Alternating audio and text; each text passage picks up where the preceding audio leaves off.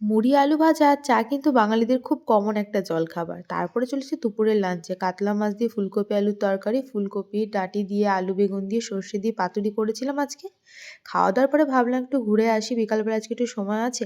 তো ঘুরতে, ঘুরতে আমি বালাসোরের খুব একটা ফেমাস জায়গা সেটা হলো ইমামি জগন্নাথ মন্দির। সেখানে আজকে আমরা ঘুরতে চলে এসেছিলাম দুজনে মিলে।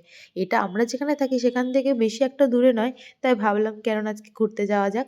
তারপরে এখানে আগে আসার পরে দেখতে পারলাম এখানে পা ধুয়ে, হাত পা ধুয়ে শুদ্ধ হয়ে সবাইকে প্রবেশ করতে হচ্ছে। আমি ভাবছিলাম জলটা ঠান্ডা হবে। বাট সবার কথা মাথায় রেখে জলটা কিন্তু মিডিয়াম টেম্পারেচারে ছিল, গরম ছিল যাতে সবার শীতে অসুবিধা না হয়। আর এখানে দেখতে পাচ্ছ বহু পর্যটক এসছে, বহু জায়গা থেকে কিন্তু এখানে এসেছে। আর প্রচণ্ড পরিমাণে ভিড় ছিল। আর এটা আমি শুনেছি সবসময়ই ভিড় থাকে। আর এখানে সবাই কি সুন্দর গানের তালে, তালে সবাই হাত পা নাচাচ্ছে। ভালো লাগে এগুলো দেখে। কিন্তু মন্দিরের ভিডিও ঠাকুরের দেখাতে পারলাম না। ওখানে ক্যামেরা এলাও ছিল না। তারপরে ভোগ প্রসাদ খেয়ে আমরা চলে আসলাম।